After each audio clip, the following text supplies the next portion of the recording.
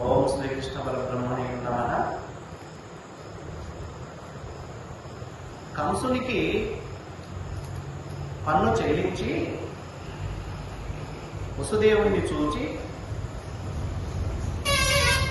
వసుదేవుని ద్వారా రేపల్లెలో గోకులంలో ఏవో ప్రమాదాలు జరుగుతాయని విన్నటువంటి ఆ నందుడు జాగ్రత్తగా వెంటనే త్వరగా బయలుదేరి రేపల్లెకు వస్తున్నాడు. ఇక కంసుడు వాడికి ప్రాణభీతి ఉంది.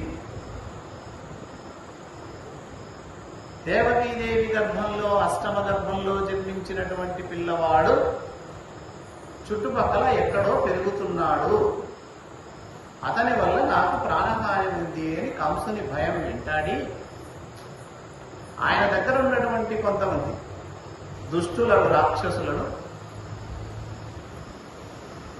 చిన్న పిల్లవాళ్లను చంపమని ఆదేశించాడు.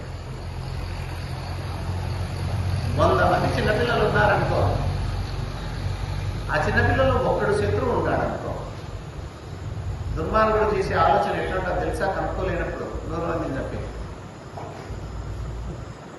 ఒక్కడి కోసం ఎంతమంది అయినా చంపడానికి వెనుకాడని దుర్మార్గుడు కంసుడు. ఎవరిని పంపించాడు ఇక్కడ?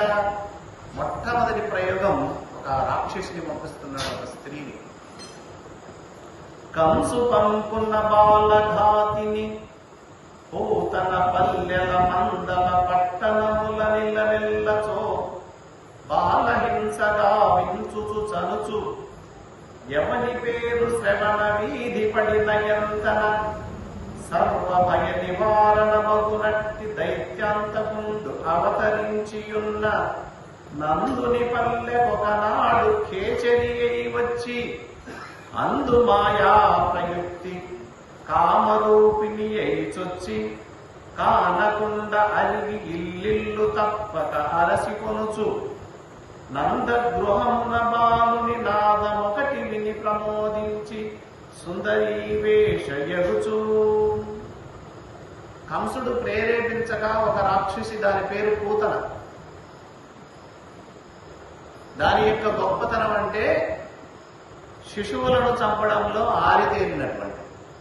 శిశువులు అంటే చిన్నపిల్లలను చంపడం. ఎప్పుడైతే కంసుడు చెప్పాడు, పల్లెలు తిరిగింది, గొల్ల పల్లెలు తిరిగింది, పట్టణాలన్నీ తిరిగింది. చిన్నపిల్లలు కనబడితే చంపివేయడమే. అలా చంపివేస్తూ అలా తిరుగుతూ వచ్చిందట. ఎక్కడికి వచ్చింది?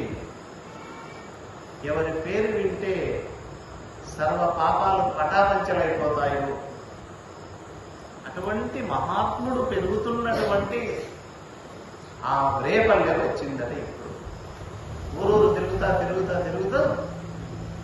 రేపల్లెకు వచ్చింది. ఎలా వచ్చింది? ఆకాశ మార్గం వచ్చింది. రాక్షసులకు కొన్ని శక్తులు ఎక్కువ. ఆకాశ మార్గంలో రేపల్లెకు వచ్చి ఆ రాక్షసి మాయావి.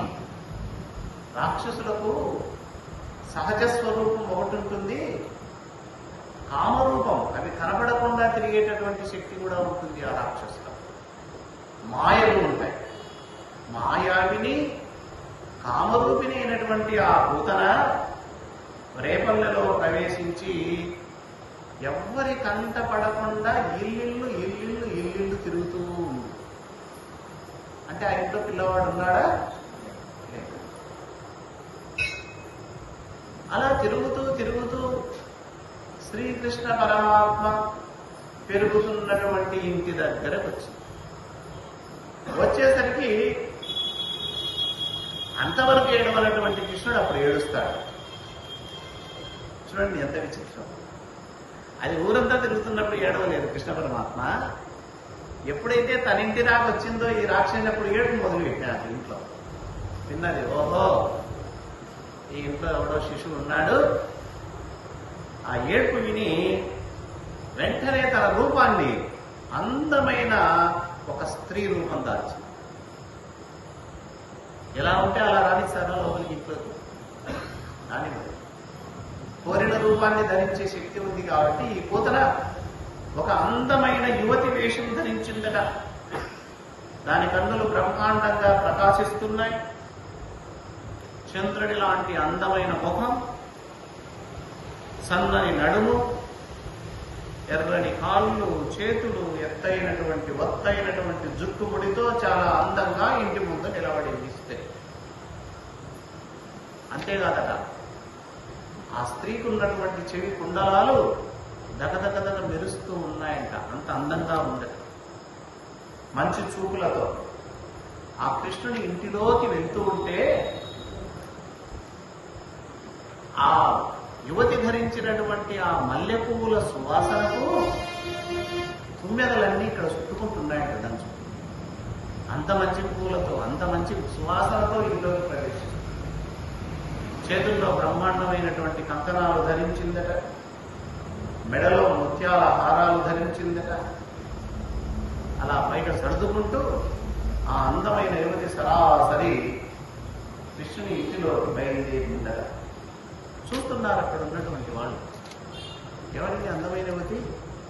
ఎప్పుడు మా ఊరిలో చూడలేదే, మా గ్రామంలో మా పల్లెలో కనపడలేదే, ఈ కొత్త వెళ్ళినట్టుందని ఏమనుకుంటున్నారట.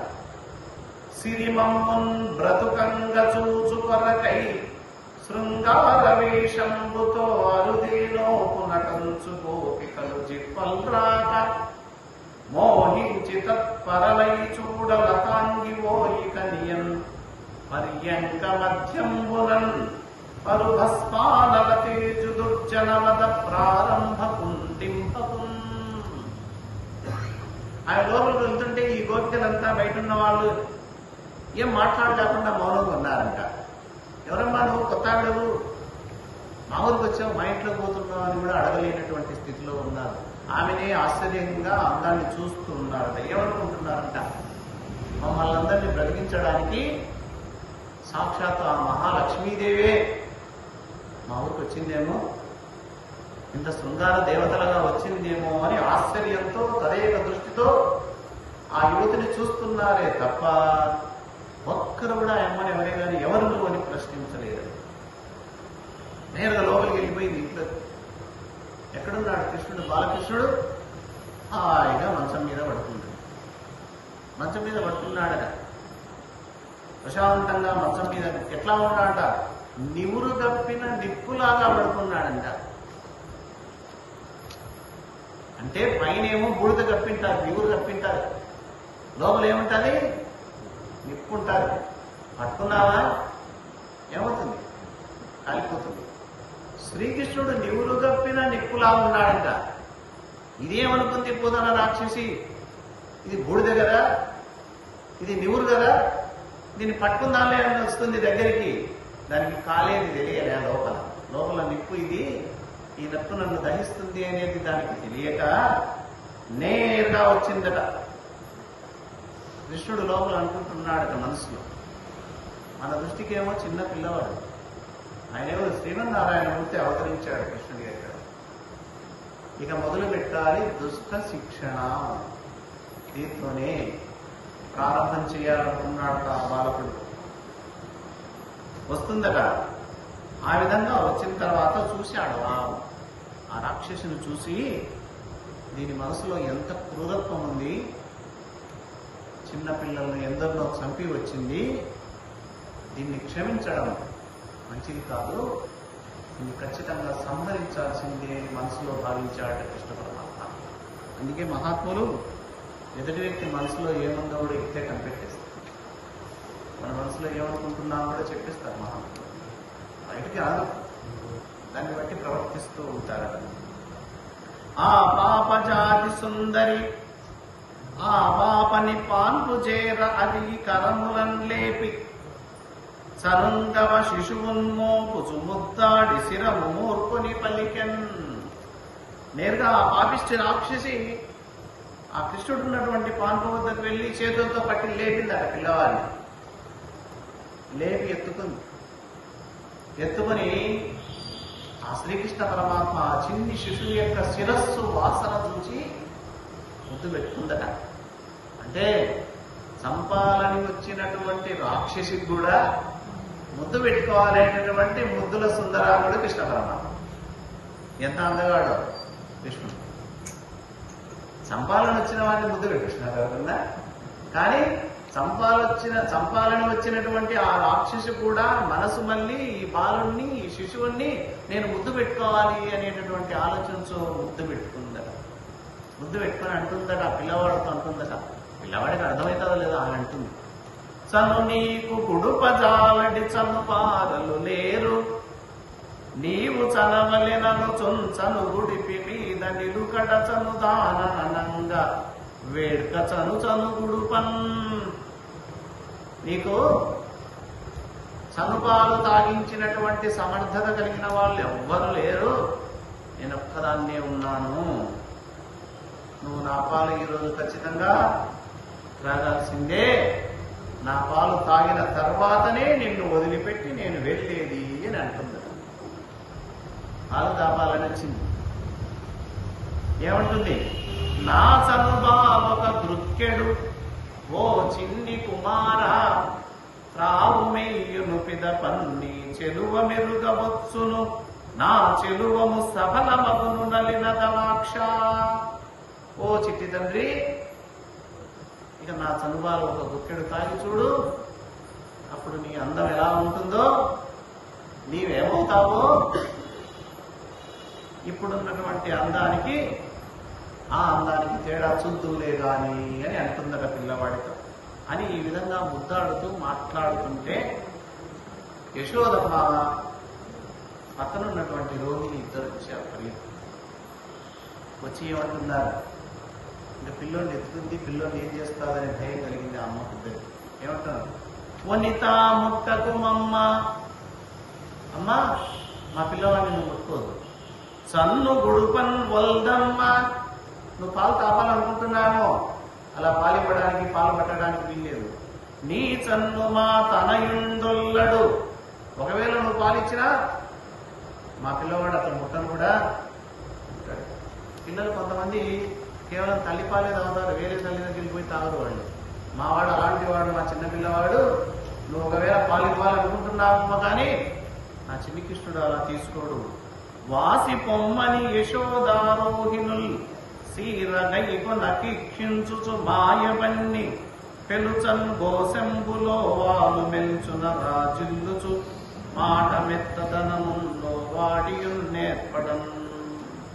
అమ్మా చూడ్డానికి నువ్వు కొత్త యువతివి, మా బాబును ముట్టుకోవద్దమ్మా, వాడికి నువ్వు పాలు ఇవ్వద్దమ్మా, మా పిల్లవాడు పాలు ఇతరుల పాలంటే ఇష్టపడడు, ఇక్కడ నుంచి దయచేసి వెంటనే వెళ్ళిపో, మా ఇంట్లో వచ్చి బయటికి పో అని యశోదారోహిణులు అరుస్తున్నారు. కొత్త వద్దు వద్దు అని పాలిస్తున్నారు. ఈ రాక్షసి ఏం చేసింది? కృష్ణుని వైపు చూస్తూ కృష్ణుని వదలపోకుండా ఆ కృష్ణుని తీసుకుని బయటికి,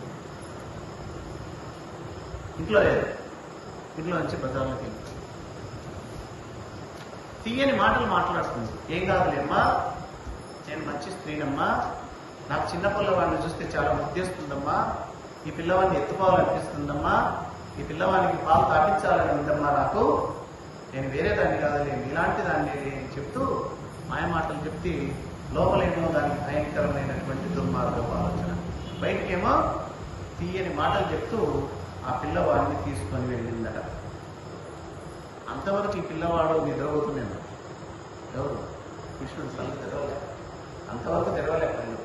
ఇప్పుడు తెలుస్తున్నాడు. మేల్కొన్న తెరుగున్న మెల్లన కనువిచ్చి, క్రేడంట చూచుచు గిరికి నీగి ఆవులించుచు, చేతులాదరంపున చూచి ఒదిగిలి ఆకున్న యోజనూది బిగి చన్ను గవకేల, పీడించి కబలించి గృక్క గృక్కకు గుటుకు గుటుకు మనచు, ఒక రెండు వృక్కలు వివిధ ప్రాణంబులు సైతము మేనిలో సత్వమెల్ల, త్రావె నదియును గుండెలు దల్లడిల్ల, జిమ్మ తిరుగుచు నిలవక శిరము వ్రాల, ఇతర బాలుర క్రియవాడవీగుగావు, చను విడువుము విడువుము సాగుననుచు. కృష్ణుడు అప్పుడే మేల్కొన్నట్టు, నిద్ర నుంచి మేల్కొన్నట్టు కళ్ళు గట్టిగా తెరిచాడు. తెరిచి ఒక్కసారి చూసినాడు రాక్షసి. అంతవరకు ఈ పోతున్న రాక్షసుని చూడలేదు కృష్ణుడు. మొట్టమొదటిసారిగా, అది కూడా నేను చూడలే, క్రీకంటి చూపుతో చూశాడంట. ఒక వాలు చూపు ఓరగా చూశాడు. చూసి ఒక్కసారి మూలిగి పై అంతా విడిచినాడు, ఒళ్ళంతా విడుచుకున్నాడు. నిద్రపోతానే మనం కూడా ఒళ్ళంతా విడుస్తాం, అలా విడిచాడు. గట్టిగా ఆవలించి చేతులు రెండు చాస్తున్నాడంట. రా ఎవరిని? రాక్షసుడు. రా, ఏం చేయాలనుకున్నావు? పాలు తాపాలనుకుంటే తాపుదరాని చేతులు చాచి పిలుస్తున్నాడు కృష్ణ పరమాత్మ. అప్పుడు అనుకుందట, ఆహా, ఈ చిన్నవాడు చాలా ఆకలితో ఉన్నట్టున్నాడు, బాగా ఆవలిస్తున్నాడు, బాగా రాత్రి నిద్రపోయినట్టున్నాడు, వీడికి ఖచ్చితంగా పాలు ఇవ్వాల్సింది అని చెప్పి వెంటనే గట్టిగా తీసుకొని పాలు ఇవ్వడానికి మొదలుపెట్టి ఆ స్తన్యాన్ని నోటికి అందించిందట. ఆ చందు నోట్లో పెట్టుకున్నాడు. గుటుక్కుమని రెండు గుట్టలు తాగాడంట పాలు. 2 గుట్టకలే. ఈ 2 గుట్టకల పాలు త్రాగితే ఆ పూతన రాక్షసి స్థనములలో ఉన్న పాలు కాదు కదా, ఆయన రక్తాన్ని కూడా గుంజి పడేసినాడంట. శరీరంలో ఒక చుక్క రక్తం లేకుండా తాగినాడంట. మనిషి బ్రతికేది దేని మీద చెప్పండి? రక్తం లేకపోతే ఏమి? రక్త సరఫరా ఆగిపోతానే చచ్చిపోతాం. రక్తం ఉన్నా సరఫరా కాకపోతే చచ్చిపోతాం. ఇక రక్తమే ఒక చుక్క లేకుండా మొత్తం గుంజేసినాడు మొత్తం. అంటే ఆ రాక్షసి విషపు పాలిచ్చి చంపాలని వచ్చింది. అదేమనుకుంటుంది? నా స్తన్యంలో ఉన్నటువంటి విషపు పాల చుక్క ఒక చుక్క తాగితే ఈ పిల్లవాడు చచ్చిపోతాడు, ఇట్లా అందరినీ చంపబోతున్నాను పల్లెల్లో అని అదే అనుకుంది. కానీ కృష్ణుడు 2 బుక్కలలో ఆ రాక్షసి స్తన్యంలో ఉన్నటువంటి విషపు పాలనే కాదు, రక్తాన్ని కూడా పీల్చి పడేసేసరికి అప్పుడు అది తల్లడిల్లిపోయిందట. తల్లడిల్లిపోయి గుండెలన్నీ తల్లడిల్లిపోయి నాలుగ పిడిచగట్టపోయిందట. నిలవలేకపోతుంది, తల వాల్చేసింది. అమ్మో, నీవు అందరిలాంటి పిల్లవాడు కాదురా, నీవు చాలా బలిష్ఠుడు ఉన్నట్టున్నావు, ఇక చాలు, నాకు చాలా నొప్పిగా ఉంది, నేను భరించలేకపోతున్నాను, నా ప్రాణాలు నిలవలేకపోతున్నాయి, వదులు అని బయటికి లాగేస్తుంది. పిల్ల గుంజేస్తుంది, పక్కకు పీకేస్తుంది. వదలలేక కృష్ణుడు వదిలిపెట్టిన పని అదే కదా, ఎందుకు వదులుతాడు? నిబ్బరపు దప్పి మంటలు ప్రవ్విన ధృతిలేక నేత్రపద హస్తంబుల్ గొబ్బున వివృతములుగా నా గుబ్బగుచున్నట్టి కూతకూలెన్నేల. లోపల భయంకరమైనటువంటి మంటలు పుట్టాయంటే ఈ రాక్షసి నిలవలేకపోయింది. కాళ్ళు చేతులు వంకర్లు తిరిగిపోతున్నాయి. గుడ్లు బయట పెట్టేసింది. మన వాళ్ళు చనిపోయినప్పుడు తేలేసినాడమ్మా అంటుంటారు. అట్లా దాని గుడ్లు తేలేసింది, బయటకు వచ్చాయి. లోపల అంతకంతకి ఆయాస ఎక్కువై తట్టుకోలేక ప్రాణాన్ని వదిలి నేల మీద కూలి పడిపోయింది. బజార్లోకి చనిపోయింది. ఆ రాక్షసి కింద పడింది. అది కింద పడేటప్పుడు రాక్షసి ఎంత అందగత్తెగా వచ్చినా మరణిస్తే నిజమైనటువంటి రూపం వస్తుంది. ఎప్పుడైతే ప్రాణాలు పోయినాయో ఈ పూతన రాక్షసిలో, అంతవరకు చాలా అందంగా ఉన్నటువంటి ఆ పూతన రాక్షసి వెంటనే తన నిజ స్వరూపంతో వచ్చిందట. అది కింద పడినప్పుడు వచ్చిన శబ్దం అంత అద్భుతంగా వర్ణిస్తున్నాడు ఇక్కడ. అదిరెన్ కొండలతోడ భూమి గ్రహతారానీకముల్ మింటిపై బెదరెన్ దిక్కుల మారు బ్రోతలెసగన్ భీతిల్లి లోకంబులన్ కదలన్ పారెను వజ్రభిన్న గిరిరేఖన్ పూర్వదేహంబుతో త్రిదశధ్వంసిని కూలి కుయ్యిడిన తద్గీర్ఘోరు దోషంబులన్. భయంకరమైనటువంటి రూపంతో కింద పడేటప్పుడు దాని శరీరం కొండ లాంటి శరీరం, పెద్ద శరీరం. ఇంద్రుడు వజ్రాయుధంతో కొండల్ని ఎలా రెక్కలు విరగొడతాడో